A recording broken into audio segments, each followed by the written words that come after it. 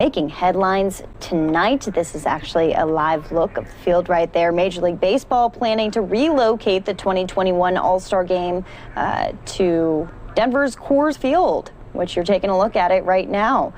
They pulled the game from Atlanta in response to Georgia's controversial voting law. That's what the Associated Press is reporting, citing a source. The commissioner's office is expected to make a formal announcement on Tuesday. KDVR, Fox in Denver, is reporting that Denver area law enforcement officials confirmed they will be working the game this summer. The game was scheduled for July 13th at Truist Park, the Braves' 41,000-seat stadium in suburban Cobb County. It would have been the third time that Atlanta serves as host, having previously held the event in 1972 and 2000, but would have been the first time in their new stadium that opened in 2017. MLB Commissioner Rob Manfred made the decision to move the All-Star events and the amateur draft from Atlanta after discussions with individual players and the Players Alliance, an organization of black players formed after the death of George Floyd last year. The commissioner said all of that in a statement. A new ballpark for the events wasn't immediately revealed. Manfred said that he also spoke with the MLB Players Association, which at the time of the commissioner's decision said it had still not taken a stance. Manfred said despite the change of venue, MLB still plans to use the All-Star Game this year to honor Hank Aaron, the Braves Hall of Famer and former career home run champion who died on January 22nd at age 86.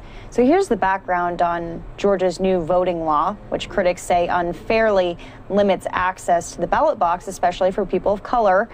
It's prompting calls from as high as the White House to consider moving the Midsummer Classic out of Atlanta. And now we are officially learning tonight that it has been moved to Denver.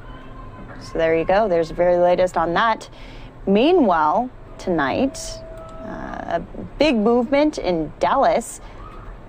Today was the day the Texas Rangers' first regular season baseball game at Globe Life Field with a stadium full of fans. Earlier today, Dan Godwin was at the stadium in Arlington, so not Dallas, in Arlington, with a preview of the game tonight. Of course, it has ended. I'll tell you how it ended after this story right here. The rest of Major League Baseball on the issue of seating capacity, the team says today could be a full house, a little more than 40,000 fans. No other big league team is allowing their seats to be completely filled. Last week, the Rangers played a couple of exhibition games here at Globe Life Field, but both of those games were less than half of capacity. Like last week, today all fans will be required to wear masks in the stadium unless they're eating or drinking. Social distancing being observed when you enter the stadium, at concession stands, and when you're moving on the concourse around the perimeter of the field. The team says they opted for full capacity when Governor Abbott lifted restrictions on Texas businesses regarding the number of customers allowed at any one time. The voice of the Rangers inside the stadium, Chuck Morgan, says having the World Series last year and a league championship series was a good preparation for the Rangers' regular season. I know during the National League Championship Series and the World Series when fans came in, it was a little strange at first, and then took about 10 minutes to figure out, hey, this is pretty cool.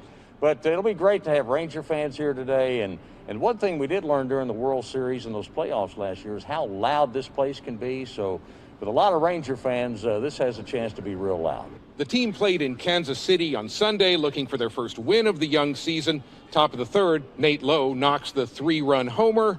Rangers end up winning 7-3. They're now 1-2 for the season. Today's game against Toronto starts at 3:05. Governor Abbott is scheduled to throw out the first pitch. He'll be joined by some frontline healthcare workers, as well as teachers and members of the military, all described as heroes of the pandemic. Fans can enter the stadium starting at noon today. Now, for the rest of the home games this season, the team says the policy of selling as many seats as the public wants will remain in effect, along with the mask requirement and other COVID protocols. Reporting at Globe Life Field in Arlington, Dan Godwin on Good Day. So just to give you a little bit of an update on all of this, Governor Abbott actually refused to throw out the first pitch for the Texas Rangers. He says Major League Baseball is playing politics with voter ID laws.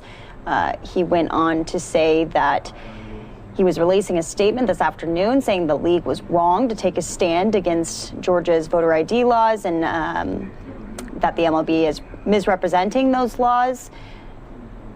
He says not only will the governor not throw out the first pitch, he says the state of Texas will not try and host an All-Star game. Just learning tonight that they weren't going to host it anyway because it would eventually be Denver who would host the All-Star game. Just to also brief you, the Rangers lost to the Blue Jays with a score of 6-2. But quite a bit of politics today when it comes to MLB news. And we'll be keeping our eyes on any new developments, and we'll be keeping our eyes on a press conference tomorrow from the MLB exactly about what is going on, an official announcement that it will be moving to Denver, the game. Well, here's a nice look at Washington